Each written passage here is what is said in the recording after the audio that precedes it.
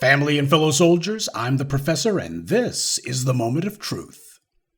She's back! Well, it's no surprise she didn't actually leave, and no sooner than Simone "Mammy" Sanders got her pink slip from the Biden administration and got to leave that White House basement she was in, then she also got a make-work-do-nothing job over at MSNBC.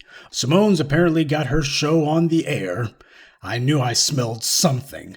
And she's already tweeting about it on Twitter, saying, "First show in the books," it says. Actually, it's supposed to be on the books, not in, but I think we all know that Simone Sanders has never been hired by anyone for her intelligence. First show indeed. Yep, only 30 or 40 more to go before she's inevitably canceled. Speaking of which, I'm actually surprised that this thing made it to air. We all remember that CNN was talking about how they were going to have a show with April Ryan and Bakari Sellout, and I think Angela Rye with lettuce and tomatoes on the side.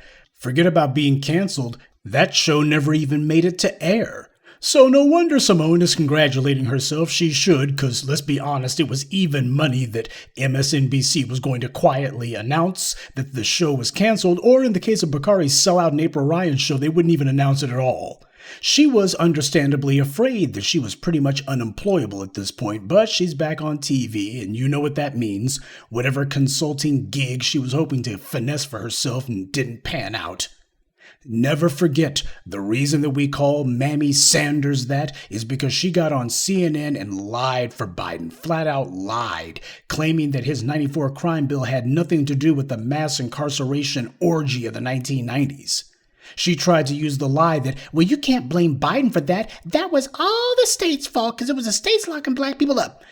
Then Victor Blackwell, one time only might I add, reminded her that that happened because Biden put a provision in his crime bill offering the states billions of dollars to change their laws. Simone sidestepped that one. Victor Blackwell didn't press her on it. She was caught and she knew it, but of course, being the white media, they allowed her to just walk away. She offers her excuse and that's that. But another problem with Simone Sanders is she makes it a point to insult black men in particular every chance she gets, telling black male voters, you'll recall, to shut up. Well, that's how you get black men to vote for your candidate. Just go ahead and insult them. That certainly would work, right? Not hard to see that she was campaigning hard for a White House job, and she got it. So, if nothing else, at least she can put White House staffer on her resume, thin as that is. And sure, she was only there for all of 12 months before she got her pink slip, but hey, win's a win, right? I'll bet she misses her old pals from the White House. Probably not, considering that I think she was the one who was leaking those reports to the white media about dysfunction in Kamala Harris's communications office.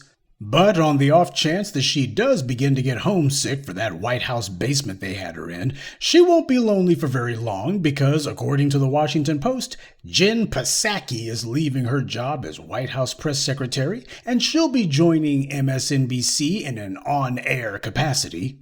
So basically, she'll be taking a page from George Stephanopoulos' playbook. You'll remember he was Bill Clinton's chief of staff in the 90s before he resigned and joined ABC, where he's been ever since. And speaking of people who would be better off resigning, that brings us to Karine Stud Pierre. I have it on good authority she's familiar with my work. Pierre is the last bootlick standing over at the Biden plantation, and apparently they want to make sure they give her the right welcome to her new White House post. Karine, you gotta come up here. So, I just want to take the opportunity to celebrate and congratulate my friend, my colleague, my partner in truth, Karine Jean-Pierre, the next White House press secretary. Now, many people in this room have known her for some time, but for anyone who does not know her, I want to provide a little bit of a primer for you, so settle in. First, as you all know, she will be the first Black woman, the first out LGBTQ plus person to serve in this role, which is amazing because representation matters, and she is going to she will give a voice to so many and allow and show so many what is truly possible when you work hard and dream big, and that matters, and we should not we should celebrate that. Congratulations, and I can't wait to see you bring your own style and brilliance to this job. Love you, Jen. Love you. Love you. By the way, I'm sure you noticed that this heartfelt, no doubt spontaneous, unplanned, unscripted, unstaged moment also had Jen Psaki looking down at her phone or her teleprompter or her notes or whatever. She's looking down every 2 or 3 seconds to figure out what to say next. Yeah, because this is all coming from the heart, right? These compliments are all 100% sincere. That's why Psaki had to look down at her notes every 2 seconds. She literally could not think of anything complimentary to say about St. Pierre on her own. I don't blame her. I can't think of anything complimentary to say about her either. But it says a lot that she can't even fake being glad for this person. She can't even fake wanting to congratulate her. Somebody had to put the words in her mouth to say. Love you, Jen. Love you. Love you.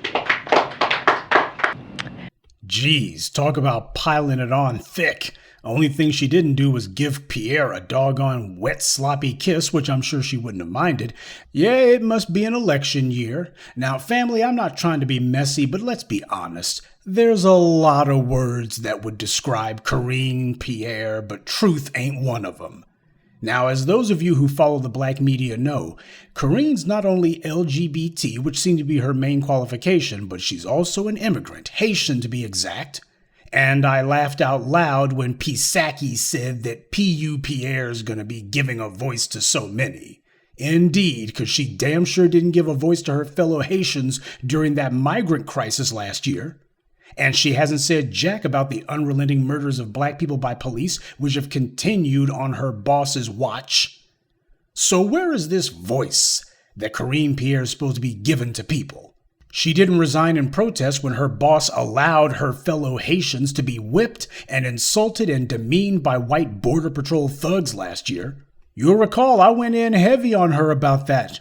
She didn't use her voice then. These are her people and she couldn't spare a word of support for them. And then when the assassination of Haiti's president went down, we all know the U.S.'s fingerprints were all over that one, but apparently Karine Pierre, she didn't seem to notice. She didn't use her voice on that one either. Well, to keep her little old job at the White House, that's what she has to do, and she did it willingly, as you can see with a smile on her crooked little face. So all you Haitian immigrants out there, you have one of your own, in the White House no less. And she's not saying one syllable on your behalf. She sold her soul just so she could say she worked at the White House, even if all she's doing is literally being Joe Biden's sock puppet. And making all of this phony hay about her getting this job. Oh, she's going to be the first black press secretary. So, first Ketanji Brown, now this.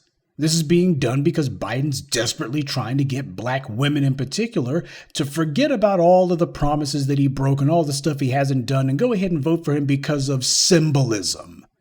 Oh, your condition is getting worse. Black women lead the league now in evictions in America. I told you about that. What's Biden doing to stop it? Nothing, but he will make sure that Karine Pierre and Ketanji Brown make sure that they have a roof over their heads. You just won't have a roof over yours. And before we forget, speaking of bootlicks in the White House, everyone remembers Cedric Richmond, the bootlicking former congressman from Louisiana who told Ice Cube that black people shouldn't be pressuring Biden to make any promises before the election. He'll talk to you about promises after you vote him into office. Remember that? Well, Richmond's been MIA ever since, and it turns out there's good reason for that. Apparently, he's also now looking for a new job. He's no longer with the Biden administration. No word on what he's supposed to have lined up next. It looks like the network's bootlick quotient's been filled, so he won't be getting a job on MSNBC anytime real soon. Word on the street is he's supposed to be going to the DNC next. In what capacity, God only knows. These bootlicks like Stacey Abrams and others, they always think when they're unemployed that the Democrats will be only too happy to make them the next Donna Brazile. They never seem to realize the Democrats didn't want Donna Brazile. But hey, if all else fails, he can always apply to some HBCU. They're always looking for some parasite to put on the payroll. So the morons who made it a point to sell black people out, they feel like they've gotten their equity out of the game. They told the lies that Biden wanted them to tell. They promoted his lies and ran interference for a man who they knew wasn't going to do anything for black people. And now that the black media's predictions have come to pass, these same bootlicking liars are either returning to whatever obscurity Biden plucked them from, hi Ashley Etienne, or they're retreating to the safe confines of a white media studio where they won't have to answer to us or be confronted on their countless betrayals. Yeah, go ahead and work over at some white media soundstage where the only people you come into contact with are the people whose security let in the front door. And as I told you, this was just part of the bootlick finesse. They got what they wanted, especially Simone. The ultimate resume enhancer as they see it. She did all that lying and even decided to be a part-time defensive end for Joe Biden just so she could get herself a job that lasted barely 1 year. All that for a job that she barely even made a year on. Cedric Richmond's out, so he didn't even make it a year and a half. All the deceit and deception, all the cover-ups of these anti-black racists on the left, all the lies the bootlicks told. And think about it, if this is what they were willing to do, just so they could get themselves a 5-minute gig in the White House.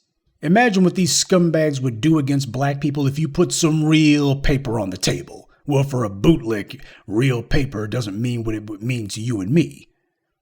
If there was actually something important going on, just imagine what these scumbags have been doing and saying about black people behind the scenes.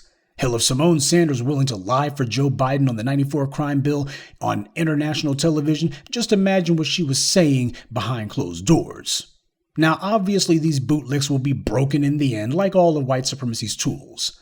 But we have to limit the damage that they're allowed to do, and that means keeping our eye on them and getting other black people to do the same. And that's important because a huge part of why the bootlicks have always been able to keep coming back in the past is because nobody made it a point to make sure that their track records followed them. They did their dirt, and then they just do this foul and wild mess against black people, and then they just saunter off to the next job like nothing's wrong. Memories are short, and even the people who do remember don't make it a point to remind black folks who these bootlicks are and what they've done. The black media, and that means you, are fighting to change that. These bootlicks' misdeeds will not be allowed to simply fade into forgetfulness. We want their names to be synonymous with their treason and collaborations with white supremacy. Because while white power can give you a White House job or a TV show on a white network, what they can never give these bootlicks is legitimacy. They may be able to find some sort of gainful employment in spite of themselves, but as the grassroots, it's our job to always bring up their crimes against the black community and to ensure neither they nor anyone else is allowed to forget. After MSNBC gets tired of having Simone around, which will probably be after the midterms or at least after 2024, after Biden inevitably gets tired of having Karine Pierre around after he loses or even wins the next election, we're still going to be here making sure the truth is known about these bootlicks and that it's spoken. The Black Street always remembers. Good day and be one. I'd like to take a moment to mention some of our contributors. Loke Thies, Anthony Cooper, Amir Miller, Ruger, and John Harvin. Salute to them and thank you to everyone for listening, liking, and sharing this message. Black empowerment only exists because of you.